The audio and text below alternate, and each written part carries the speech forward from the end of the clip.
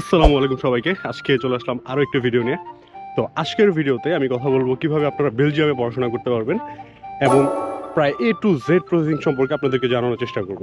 তো আমার এই ভিডিওটি দেখলে অ্যাটলিস্ট আপনি 80% আইডিয়া পেয়ে যাবেন কিভাবে আপনারা বেলজিয়ামে অ্যাপ্লাই করতে পারবেন এবং কি কি করলে আপনাদের বেলজিয়ামের অ্যাপ্লিকেশনটা অনেক ইজি হয়ে যাবে এবং এজেন্সি ছাড়াই আপনারা কিভাবে অ্যাপ্লাই করবেন।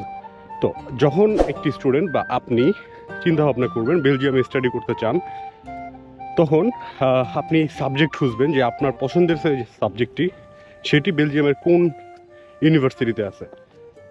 এটি হচ্ছে একটি স্টুডেন্ট মূলত করে যারা হচ্ছে রিয়েলি তারা স্টাডি করতে যায়। তো তখন আপনি আপনার সাবজেক্ট খুঁজবেন হচ্ছে স্টাডি পোর্টাল।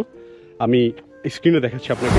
এই পোর্টালটা থেকে আপনি আপনার সাবজেক্টটা খুঁজে পাবেন এবং এই পোর্টাল থেকে আপনি আপনার পছন্দ মতো ইউনিভার্সিটির নামটাও খুঁজে পাবেন। দেন আপনি যাবেন হচ্ছে সেই ইউনিভার্সিটির পোর্টালে এবং তাদের রিকোয়ারমেন্টগুলো চেক করবেন যে তাদের কি কি রিকোয়ারমেন্ট আছে এই ইউনিভার্সিটিতে অ্যাপ্লাই করতে হলে।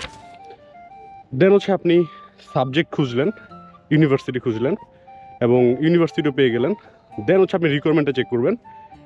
দেন রিকোয়ারমেন্টটা যদি আপনার সাথে ফুলফিল হয় তাহলে আপনি অ্যাপ্লাই করতে পারবেন বেলজিয়ামে।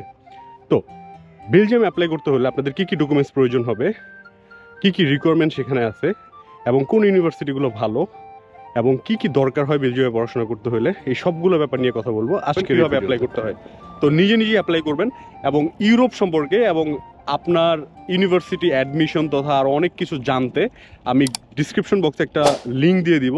এই লিঙ্কে অবশ্যই ক্লিক করে জয়েন হয়ে নেবেন। আপনাদের যে কোনো কনফিউশন আপনারা এই গ্রুপে পোস্ট করবেন, আমি চেষ্টা করব আমার সাধ্যমতো আপনাদেরকে সাহায্য করার, যাতে আপনাদের কোনো এজেন্সির কাছে না যেতে হয়, কোনো দালাল বা কোনো বড় ভাইয়ের সহযোগিতা না নিতে হয়, যাতে নিজে নিজেই করতে পারেন।